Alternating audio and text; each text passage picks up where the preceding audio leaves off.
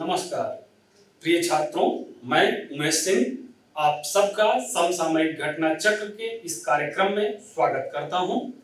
छात्रों, जैसा कि हम सभी जानते हैं कि अभी 30 तारीख को बीपीएससी की पुनर्परीक्षा हुई थी। 67वीं बीपीएससी की पुनर्परीक्षा में आयोग ने उसकी आंसर की भी जारी कर दी है। इस आंसर की में हमने कई प्रश्नों को गलत पाया है। आप सबकी सुविधा के लिए हमने उन प्रश्नों को यहां पर एक बार फिर से देखने के लिए तैयार किया है, ताकि आप उन प्रश्नों को देखें, उसके उत्तर को समझें और फिर आयोग को, जैसा कि उसने इन प्रश्नों के उत्तरों पर आपत्तियां मांगी हैं, आप उन्हें आपत्तियों को सबमिट कर सके और अपने उत्तर को सही करवा सके। इसके लिए हमने सबसे पहले आपके प्रश्न का सेट ए लिया है और उस सेट में हम आपके सामने कुछ प्रश्नों को रख रहे हैं। सबसे पहले सेट ए के प्रश्न संख्या 16 पर हम आते हैं। आयोग का प्रश्न है कि निम्न में से किसे श्वेत धातु भी कहते हैं? है क्या? Nickel, rhodium, platinum, palladium. उपर्युक्त में से कोई नहीं, उपर्युक्त में एक से अधिक। हमारा उत्तर ई है।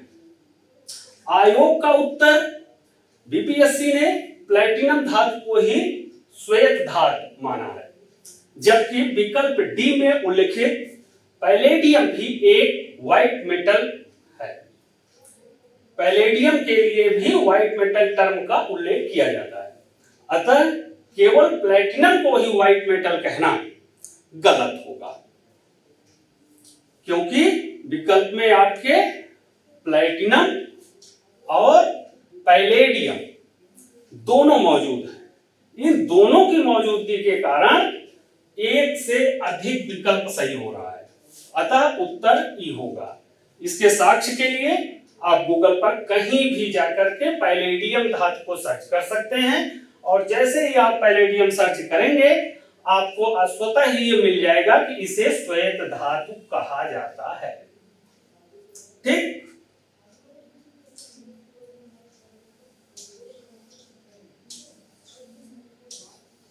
अब हम लोग चलते हैं अगले प्रश्न की तरफ। प्रश्न संख्या 36। प्रश्न में क्या पूछा गया है? 2023 में G20 शिखर सम्मेलन की मेजबानी के लिए भारत के किस राज्य केंद्र शासित प्रदेश को चुना गया है? ठीक है, विकल्प क्या है? गोवा, गुजरात, जम्मू और कश्मीर, दिल्ली। आयोग ने यहां पर उत्तर क्या माना है? बीपीएससी का प्रश्न उत्तर है जम्मू और कश्मीर। बीपीएससी ने क्या उत्तर माना है? जम्मू और कश्मीर, जबकि बीपीएससी ने उत्तर क्या माना? जम्मू और कश्मीर, लेकिन ये उत्तर गलत है। आप विदेश मंत्रालय भारत सरकार के विज्ञप्ति देखें 2023 में, और इस विज्ञप्ति में आप देखेंगे कि G20 शिखर सम्मेलन का आयोजन कहां होना है? नई दिल्ली में। G20 का शिखर सम्मेलन के लिए विदेश मंत्रालय की विज्ञप्ति के अनुसार कहां होगा? नई दिल्ली में। इसको भी आप आराम से डाउनलोड कर सकते हैं, प्रेस विज्ञप्ति। अब हम लोग अगले प्रश्न की चलते हैं। प्रश्न संख्या 66। इनमें से किसने खलीफा की शक्ति का विरोध किया? सवाल क्या है? विकल्प क्या है? इल्तुतमिश, अलाउद्दीन खिलजी, मोहम्मद बिन तुगलक, बलबन। उपर्युक्त में कोई नहीं, उपर्युक्त में एक से अधिक। यह एक तरीके का अवधारणात्मक प्रश्न है। इस प्रश्न में अगर आप गौर करें, खलीफा की शक्ति का विरोध किसने किया है? तो सबसे पहले आप जानते हैं कि इस्लाम धर्म के में जो व्यवस्था थी, जो सिस्टम था, उसमें धर्म तंत्र की स्थापना हुई थी। खलीफा राजनीतिक और धार्मिक दोनों मामलों का प्रमुख था। भारत के किसी भी सुल्तान ने खलीफा की वैधता को कभी चुनौती नहीं दी, उसकी शक्ति को कभी चुनौती नहीं दी। आयोग ने इस प्रश्न का उत्तर विकल्प बी माना है। बी मतलब अलाउद्दीन खिलजी। लेकिन क्या ऐसा है? हम जहां तक जानते हैं, आप किसी भी मध्यकालीन भारत के इतिहास के किसी भी विद्वान की कोई पुस्तक उठा लें, आप ये जरूर पाएंगे उसमें कि अलाउद्दीन खिलजी, बलबन, मोहम्मद बिन तुगलक सभी व्यवहारिक रूप से स्वतंत्र शासक थे, लेकिन किसी ने खलीफा की शक्ति या सत्ता का विरोध नहीं किया था। अलाउद्दीन खिलजी अपने को खलीफा का दाहिना हाथ कहता था। बलबन नियाबते खुदाई कहता था। मोहम्मद बिन तुगलक प्रारंभ में उसने भी खलीफा से कोई खिल्लत वगैरह नहीं प्राप्त की, लेकिन जब उसके राज्य में विद्रोह होने लगे तो उसने खलीफा से मान्यता प्राप्त की। इल्तुतमिश के समय में भी अगर हम देखें तो बंगाल के सुल्तान गयासुद्दीन के खिलाफ उसने आक्रमण कर दिया था। गयासुद्दीन खिलाफ आक्रमण करना अपने आप में खलीफा की सत्ता का एक तरीके से विरोध है, क्योंकि जिस तरीके से जितनी वैधता इल्तुतमिश को प्राप्त थी, उसने भी खलीफा से मान्यता प्राप्त की थी, खिल्लत ली थी, उसी तरीके से गयासुद्दीन ने भी खलीफा से मान्यता प्राप्त की थी। फिर भी उस पर आक्रमण करके इल्तुतमिश ने एक तरीके से खलीफा की सत्ता का विरोध भी किया था, लेकिन दूसरी तरफ आप यह भी देखें कि वो खलीफा से मान्यता भी प्राप्त करता है। इस तरह से इस प्रश्न में जितने विकल्प हमारे सामने मौजूद हैं, इनमें से किसी ने भी खलीफा की सत्ता को तकनीकी रूप में विरोध नहीं किया था।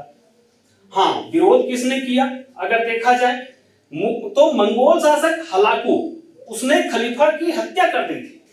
और अगर हम देखें तो खलजी वंश में मुबारक खिलजी था जिसने स्वयं खलीफा की उपाधि ले ली थी।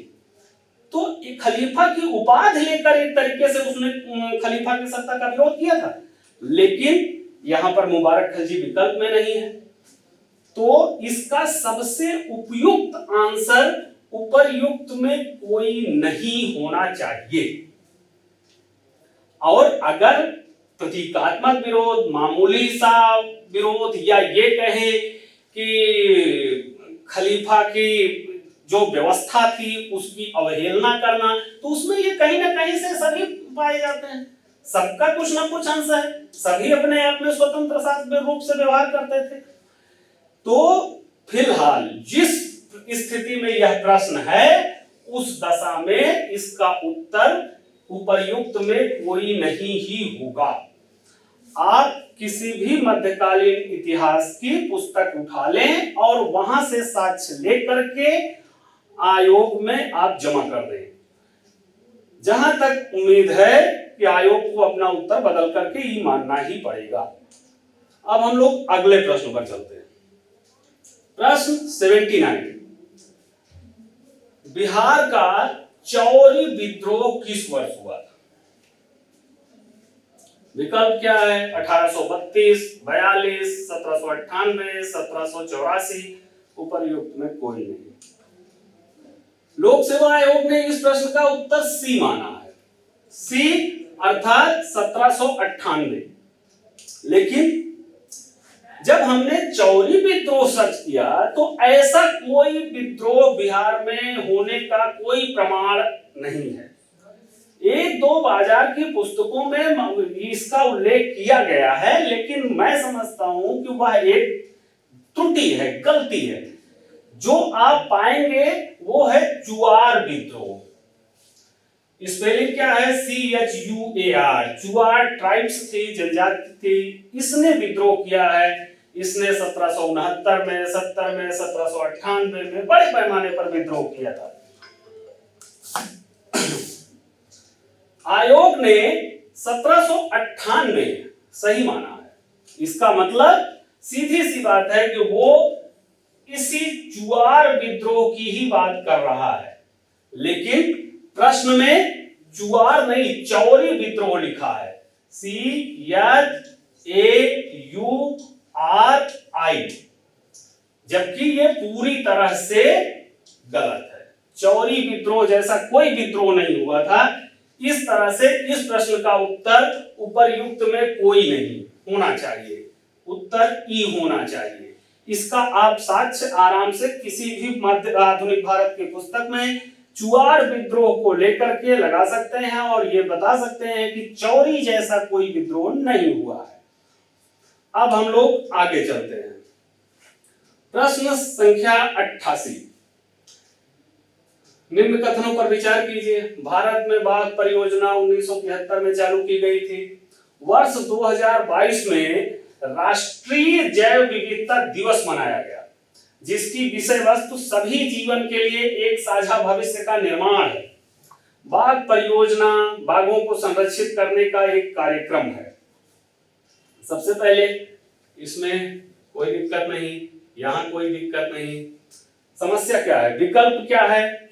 केवल एक और 3, 2 और 3, 1, 2 और 3। यहां उत्तर क्या होना चाहिए? बी, 1 और 3। कैसे? यहां देखते हैं।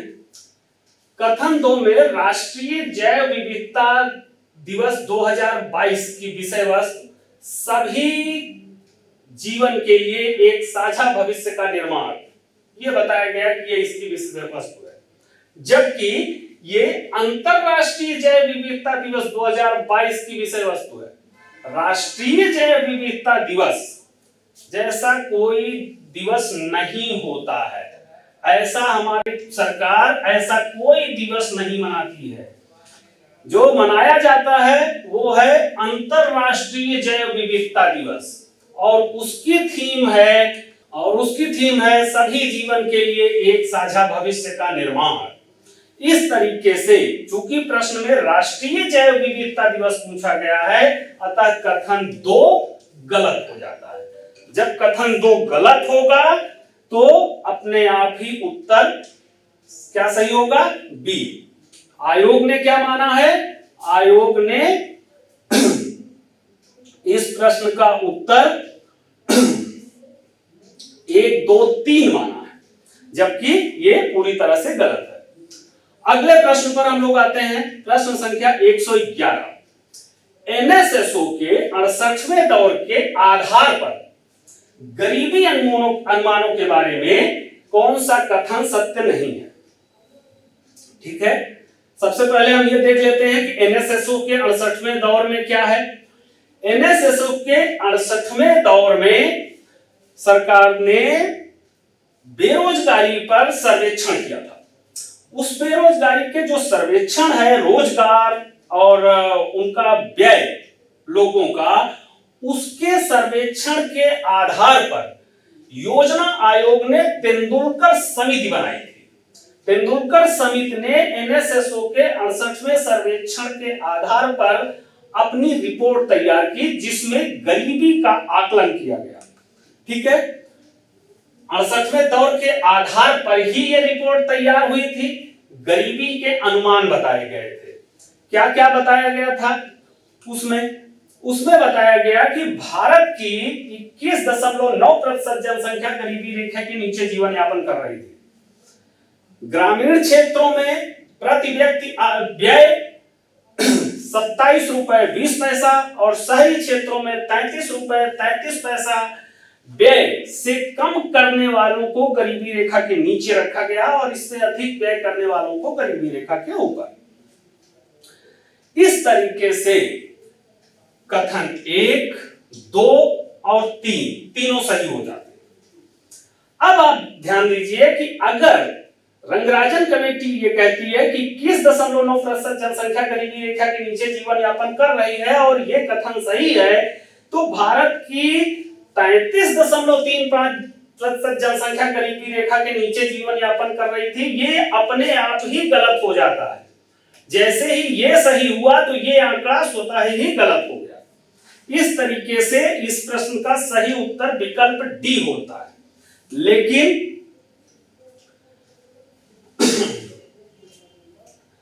आयोग ने क्या दिया है? आयोग ने उत्तर ई दिया है। किस आधार पर, कैसे, ये आयोग ही जाने। फिलहाल आप लोग तेंदुलकर कमेटी की रिपोर्ट नीति आयोग की वेबसाइट पर इस समय उपलब्ध है, आप उसे वहां से डाउनलोड करिए और डाउनलोड करने के बाद आप आयोग पर इस पर अपनी आपत्ति दर्ज कराइए। ठीक, अगले प्रश्न पर चलते हैं। प्रधानमंत्री कृषि सिंचाई योजना के बारे में निम्न में कौन सा कथन कौन सा गलत है? यहां पर जल निकायों की मरम्मत और नवीनीकरण, कुओं का निर्माण, जल वृत्तों के पुनर्भरण में वृद्धि, वर्षा संचयन संरचनाओं का निर्माण। जब हम प्रधानमंत्री कृषि सिंचाई योजना की वेबसाइट पर जाते हैं तो वहां प्रोग्राम गाइडलाइन दिया गया है। प्रोग्राम गाइडलाइन में प्रोग्राम के घटक में कुओं का निर्माण भी योजना में शामिल है, जबकि आयोग ने इसे गलत माना है। किस आधार पर ये आयोग जाने, फिलहाल हमारे हिसाब से ये गलत है। आप इसे आसानी से प्रोग्राम गाइडलाइन डाउनलोड करिए और डाउनलोड करके इस प्रश्न पर ऑब्जेक्शन लगाइए कि इसके सभी चारों विकल्प सही हैं। इस तरीके से उपर्युक्त में एक से अधिक कौन सा कथन गलत है, कौन सा कथन गलत है, इस आधार पर कोई उपर्युक्त में कोई नहीं, अर्थात विकल्प ई सही होगा, क्योंकि प्रश्न में सभी कथन सही दिए गए हैं। अब हम लोग अगले प्रश्न पर चलते हैं। प्रश्न संख्या 115, राष्ट्रीय पेंशन योजना से संबंधित सही कथन चुनिए। एनपीएस को पेंशन फंड नियामक और विकास प्राधिकरण द्वारा विनियमित किया जाता है। बिल्कुल सही बात। एनपीएस भारत सरकार द्वारा शुरू की गई सेवानिवृत्ति योजना है जो भारत के सभी नागरिकों को नियमित रूप से आय की सुविधा प्रदान करने के लिए है। यह कथन भी सही है। एनपीएस को इरडा द्वारा विनियमित किया जाता है? नहीं, जब हमने पहले ही देख लिया कि एनपीएस को पेंशन फंड नियामक और विकास प्राधिकरण करता है, तो अपने आप ही ये कथन गलत हो गया। इसी तरीके से एनपीएस को सेबी द्वारा विनियमित किया जाता है, यह भी गलत हो गया। लेकिन 1 और 2 ये दोनों कथन सही होते हैं। इस तरह उपर्युक्त में एक से अधिक, उत्तर ई सही होगा। लेकिन आयोग क्या करता है? बिहार लोक सेवा आयोग ने इस प्रश्न का उत्तर ए माना है। उसने केवल पहले कथन को ही सही नहीं माना है, दूसरे कथन को वो गलत मान रहा है। जबकि राष्ट्रीय पेंशन योजना केवल केंद्र सरकार के कर्मचारियों के लिए अनिवार्य है, राज्य सरकार कर्मचारियों के लिए वो राज्य सरकार की सुविधा पर निर्भर है।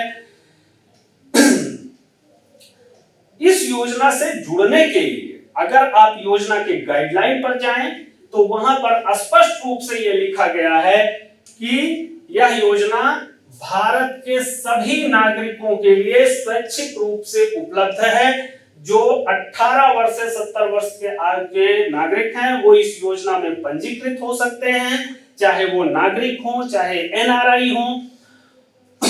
इस तरीके से अब यहां भारत के सभी नागरिकों को नियमित आय सुविधा प्रदान किया जाता है, ये भी स्टेटमेंट सही है। इस तरीके से इस प्रश्न का उत्तर ई होना चाहिए।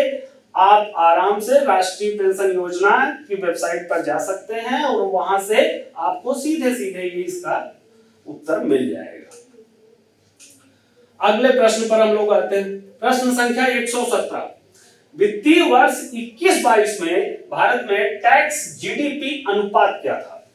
जो टैक्स कलेक्शन होता है उसका कुल जीडीपी से क्या रेशियो है? विकल्प क्या क्या दिया गया? 12.5, 11.7, 11.5, 10.9। उपर्युक्त में कोई नहीं, एक से अधिक। यहां पर देखें, केंद्र सरकार द्वारा प्रस्तुत बजट 22-23 में कर जीडीपी अनुपात के संदर्भ में जो आंकड़े दिए गए हैं, बजट में यह बताया गया है कि वर्ष 2022-23 में जो अभी बजट प्रस्तुत हुआ है, जो वर्ष चल रहा है वित्तीय वर्ष, उसमें टैक्स जीडीपी रेशियो 10.7% है। जिस ईयर की पूछा गया है 21-22 के लिए 21-22 के संदर्भ में जो बजट अनुमान था वो 9.9% था। बजट अभी आर्थिक समीक्षा में जो संशोधित अनुमान होकर के आया, बजट में जो बताया गया संशोधित अनुमान पिछले वित्तीय वर्ष का, उसमें 10.8% बताया गया। इसके पहले 20-21 में ये 10.3% था।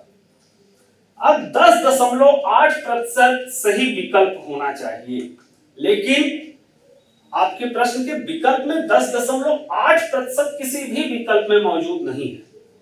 संशोधित अनुमान में या आपके बजट अनुमान में 9.9, संशोधित अनुमान 10.8, लेकिन ना तो यहां 9.9 का उपयुक्त है ना तो 10 का। इस यहां 10.9 दिया गया है, लेकिन यह भी उपयुक्त नहीं है, क्योंकि हमारे पास उपर्युक्त में कोई नहीं एक विकल्प अब बच रहा है। इसका उत्तर ई होगा, जबकि आयोग ने इस प्रश्न का उत्तर क्या दिया है? बी दिया है। बी अर्थात 11.7%। ये आंकड़ा आयोग को कहां से मिला पता नहीं।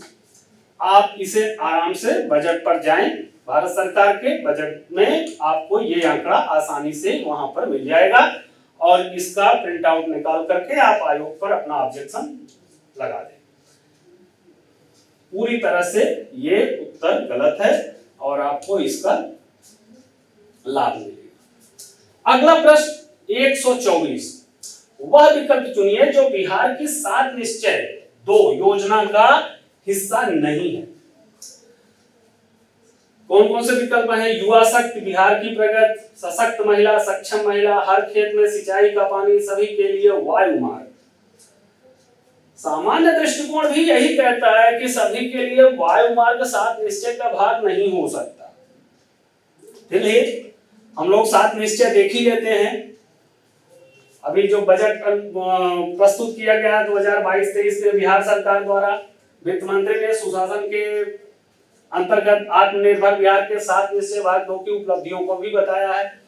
7 निश्चय कौन कौन से हैं? युवा शक्ति, बिहार की प्रगति, सशक्त महिला, सक्षम महिला, हर खेत तक सिंचाई का पानी, स्वच्छ गांव समृद्ध गांव, स्वच्छ शहर विकसित शहर, सुलभ संपर्कता, सबके लिए अतिरिक्त स्वास्थ्य सुविधा।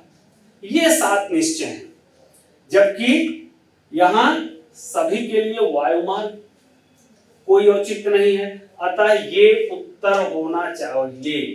इसका उत्तर क्या होगा? विकल्प डी। आयोग ने क्या माना है? आयोग ने इस प्रश्न का उत्तर विकल्प सी दिया है। सी में क्या है? हर खेत में सिंचाई का पानी, जबकि हर खेत तक सिंचाई का पानी 7 निश्चय में तीसरा बिंदु है। स्पष्ट रूप से यहां पर आयोग गलत है।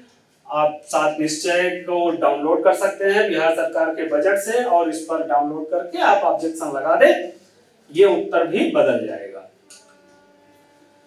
धन्यवाद छात्रों, आपने हमारा यह कार्यक्रम देखा। हम जानते हैं आप इस कार्यक्रम से लाभ लेकर के अपने प्रश्नों को अधिकतम रूप में सही कर सकते हैं और आपके सभी के लिए शुभकामनाएं। धन्यवाद।